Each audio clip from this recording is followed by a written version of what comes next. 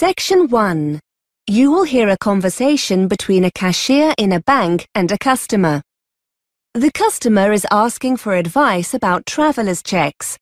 First, you have some time to look at questions 1 to 3.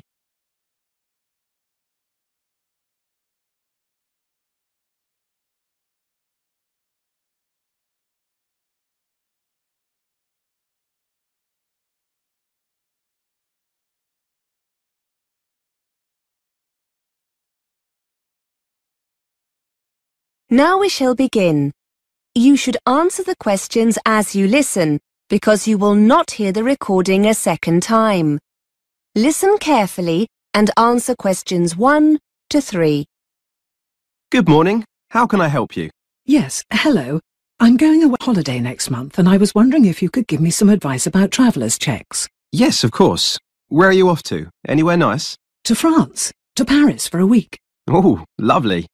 So how many checks would you like to order? Well, before I do, are they the best option, traveller's checks? Well, they're certainly safer than taking cash. If they get lost or stolen, they can be replaced, usually within 24 hours. It's a good idea to have a small amount of cash, though, for snacks and taxis, that sort of thing.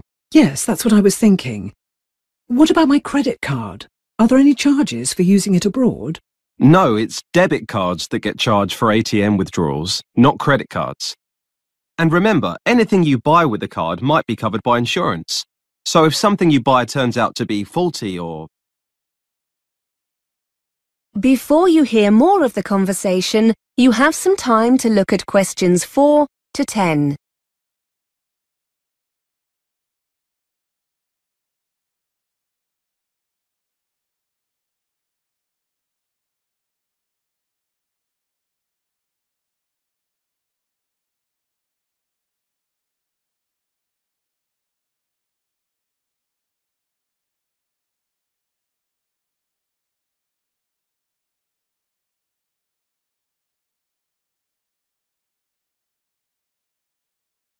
Now listen and answer questions 4 to 10.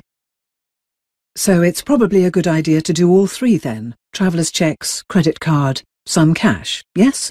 Yes. So, how many traveller's checks would you like? I was thinking about £300. How long will they take to arrive? It depends. If you order before 2:30 between Monday and Thursday, you'll have them the next day by 10 a.m. in the branch. Or if we post them to you, you'll have them by 5 p.m. Oh, but I was hoping I could order them today. That's okay. Orders taken at any time on Saturday will be here in the branch at 10 a.m. on Tuesday, or delivered to your home by Tuesday at 1:30. OK, that's all right. I don't mind waiting until then. Can I order them now? Yes. Have you got an account with us? Yes. Here's my credit card. Thanks. Let's just log in and I can place an order for you. Could you confirm your date of birth? 15th of the 3rd, 1975. What's the commission on the checks, by the way? It's 1.5%. That's pretty standard, I think you'll find. And what happens if I don't spend them all? Will I be able to bring them back? Yes, no problem. We buy them back and there are no additional charges or conditions of return. So, would you like me to go ahead and place an order? Yes, please. Would you be coming in to collect them? I don't think I'll have the chance to come into the branch on Tuesday. Could you send them to my house? No problem. Can I just check your address? 54 Tavistock Road? Yes, that's right. Postcode CB1 3LR? That's it, yes. OK. So that's £300 worth of traveller's checks. Yes, please. Now, what about euros? Would you like to order any? No, thank you. I still have some at home from the last holiday. I forgot to change them at the airport when we got back. I was going to give them to our daughter, but I'll treat myself for a change, I think. Good idea.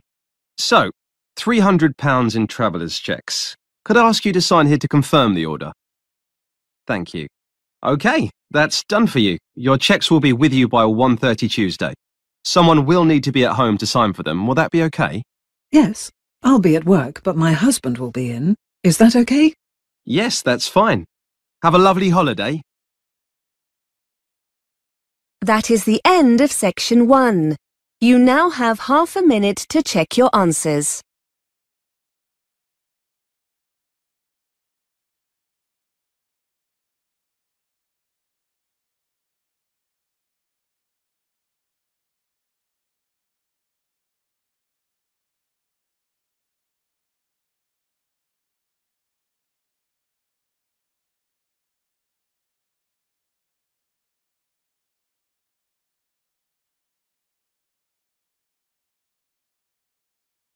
Now turn to Section 2. Section 2. You are going to hear an interview with a student advisor on a podcast. The advisor is giving financial advice for overseas students going to the UK to study at university. First, you have some time to look at questions 11 to 15.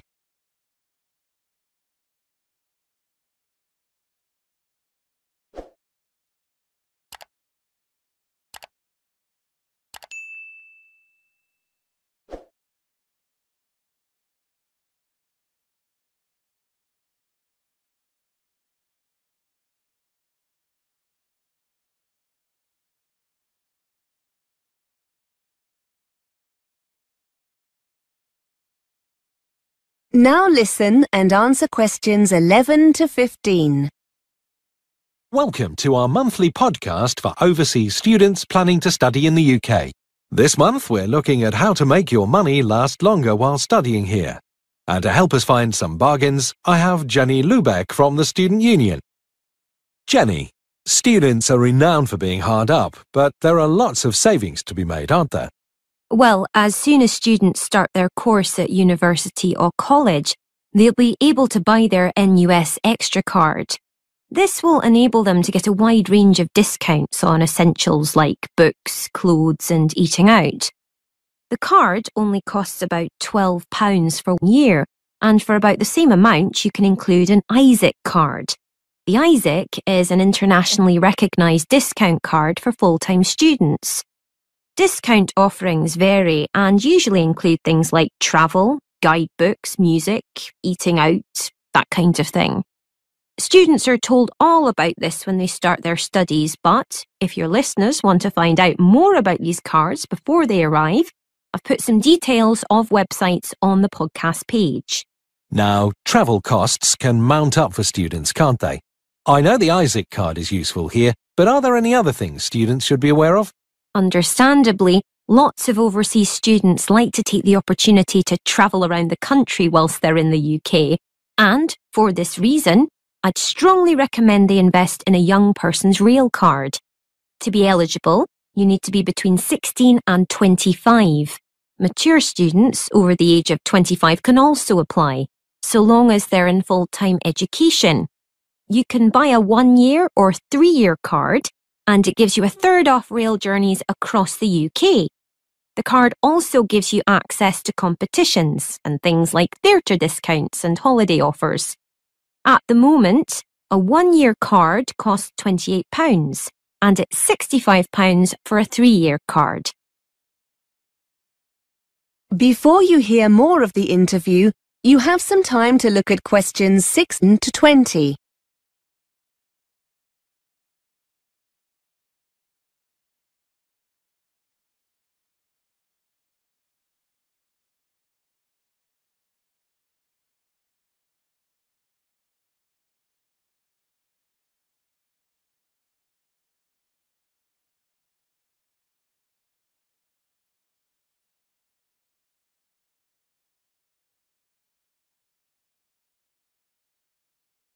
Now listen and answer questions 16 to 20.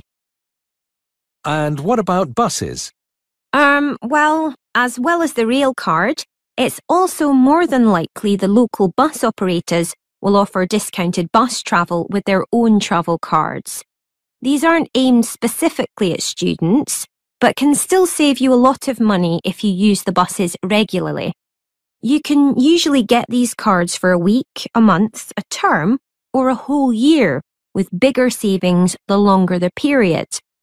Another advantage of these cards is that, as well as making it cheaper to commute to and from university, you'll also find them very handy free transport whenever you need to do some shopping or visit friends in your area. Are there any cultural things that students coming to the UK might not be aware of that can save them money? Some overseas students are surprised by the amount of recycling that goes on in the UK, and much money can be saved in the process. There'll be a roaring trade in used course books in the Student Union on campus. Lots of students who were on the same course as you the year before will be selling their books at the end of their course. They'll be a lot cheaper than buying them new. Off campus, you'll find lots of charity shops in your local town centre with a good selection of novels, and you'll often get some really nice clothes, CDs and DVDs that people have donated, and all at very cheap prices. Of course, shopping in this way means you're contributing to a worthwhile cause as well. And check your local paper frequently for car boot sales.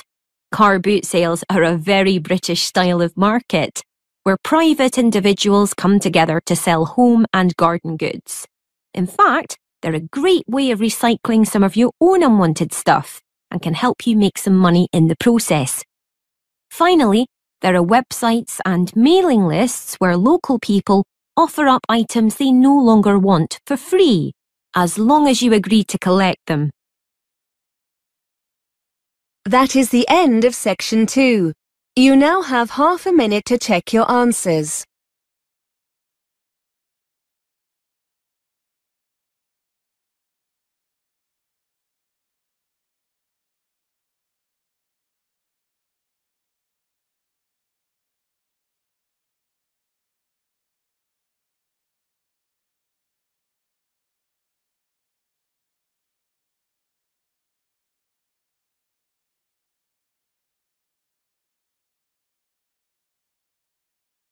Now turn to section 3. Section 3. You will hear a tutor answering students' questions about using the college intranet. First, you have some time to look at questions 21 to 25.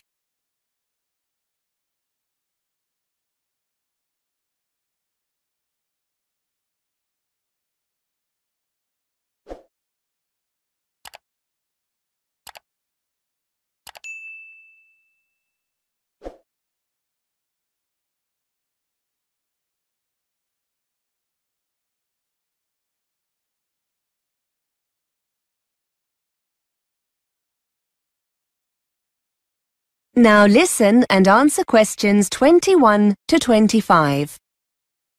Hi everyone. I know you have lots of questions about the college intranet. My inbox is full of messages. I thought it would be quicker and more useful to come in and talk to you rather than respond to all the messages. I'm happy to answer, or try and answer, any questions you have about how to use it when we'll be making things available online. I'm the ICT champion for the department, so hopefully I'll be able to help. Yes, Mark, fire away. Can you tell us when the assignments are going to be put online? If you're talking about your second assignment, that should be on already. I uploaded it last Monday.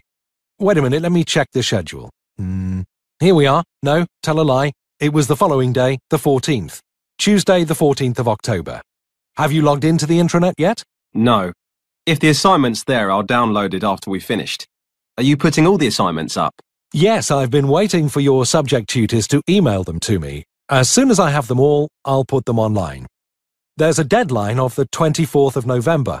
All course assignments need to be online by then. That's college policy for all staff, so they'll be there then for sure. Will there be anything else? Timetables, trip information, that kind of thing? Only there wasn't much online for our course last term. I know, but we're making more of an effort this time. We'll be releasing your marks for the first assignment soon. That'll be the 17th of November. You'll find them in your My Grades area. Again, the timetables are already there, Mark. You need to log in. I made these available at the beginning of term in September. According to the schedule here, the booking forms, for those who want to go on the Belgium trip, will be available next week on the 29th of October. So don't forget to check then. You need to get these back to us quickly if you want to go. The trip's coming up soon, isn't it? Let's see. Yes, the 19th of November. Now remember, there are lots of learning materials on the intranet as well. Quizzes, web links. Before you hear more of the conversation, you have some time to look at questions 26 to 30.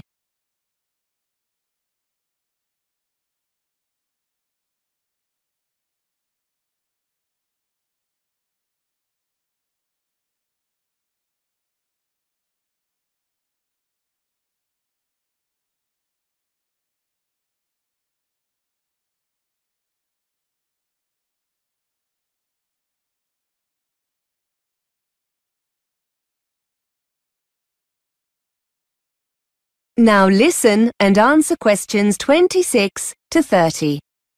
Sir, wouldn't it be easier if we were just given the documents, so we don't have to go online to get them? I know it seems a little frustrating, Claire, but we're doing it this way for a good reason. We're trying to cut down drastically on the amount of paper we get through. I'm afraid that students are always losing documents we give out in class. So we've decided to stop doing this. You have a limited printing allowance, which means you'll probably be more careful with any documents you have to print off. Besides, it means you'll always know where the information is when you need it. If you're at home and you forget an important date or need a document urgently, you can always log into the intranet and get it. You said something about quizzes, sir. Yes, we've had permission from the exam board to put some of their past papers online in an interactive form. That means you'll be able to get answers immediately with some feedback. They'll make a nice change from using the paper copies. Most of them are already online, and I'll be putting the rest on over the next couple of weeks. As I said, they're authentic past papers, so you'll get a really clear idea of your progress. Just to let you know, the technology tracks your scores, so your tutors will be able to tell who's having problems and what areas of the syllabus you might need help with. So it's definitely worth spending some time doing them. That is the end of section 3. You now have half a minute to check your answers.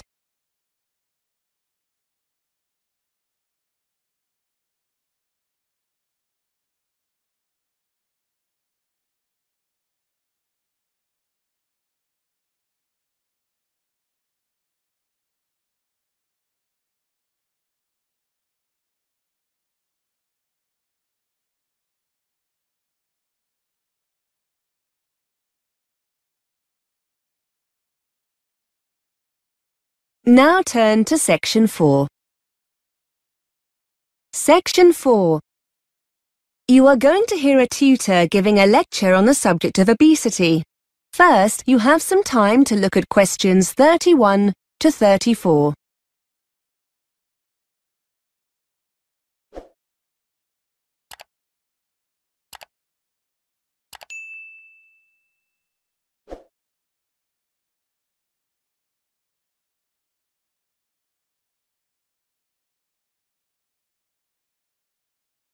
Now listen and answer questions 31 to 34. Good afternoon.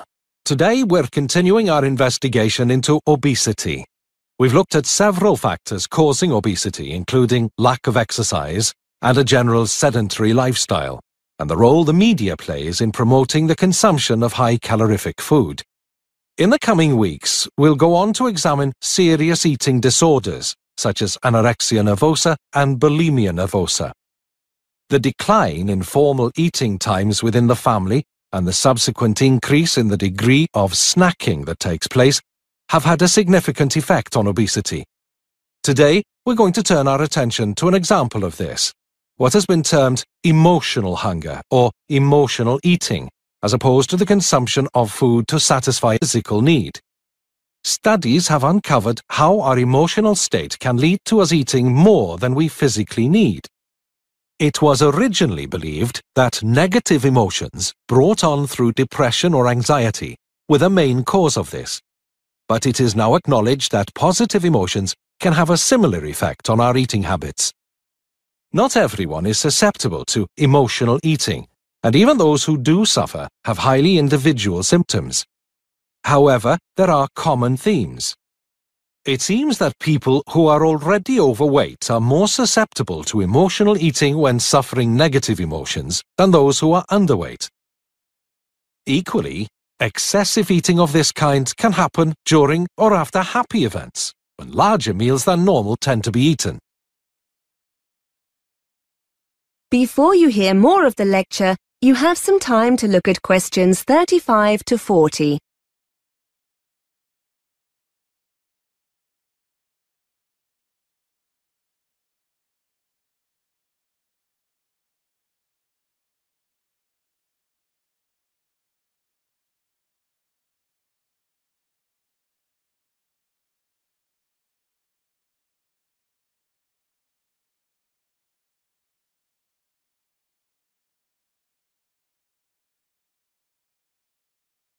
Now listen and answer questions 35 to 40. So, what are the signs that someone is eating to satisfy an emotional stimulus? Well, there are several differences between emotional and physical hunger. Those experiencing emotional hunger will feel the urge to eat all of a sudden. This compares to the gradual sensation of hunger that occurs with a physical stimulus. Interestingly, and I'm sure many of you will recognize this, when you're eating to satisfy an emotional need for food, the craving will often be for a specific item, like a pizza or something sweet like ice cream. In this kind of situation, nothing else will really satisfy the craving. When the urge to eat is driven by a physical need, you're far less bothered about what you eat. Emotional hunger makes the individual feel the craving must be satisfied immediately by whatever the specific kind of food is. I'm sure we've all experienced that feeling. I must have some chocolate now. In contrast, the need to satisfy sensations of physical hunger seems less urgent. Emotional eaters will carry on eating even when they're full. A person eating to satisfy a physical hunger will be more likely to stop. Finally, and probably not surprisingly, feelings of guilt often follow emotional eating, but not when eating normally. This has serious consequences for those working with patients suffering with obesity. One way to deal with this is to educate sufferers into understanding the different symptoms of physical and emotional hunger, and to try to help them identify the pressure points during a typical day when daily stresses occur. Being conscious of one's eating habits is the first step in dealing with the problem. That is the end of section 4. You now have half a minute to check your answers.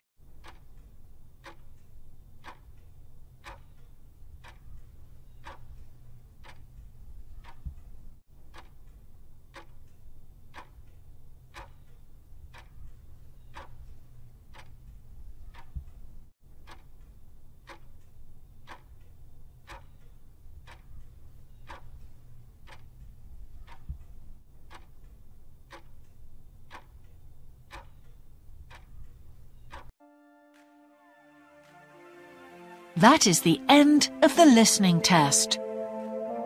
In the IELTS test, you would now have 10 minutes to transfer your answers to the answer sheet.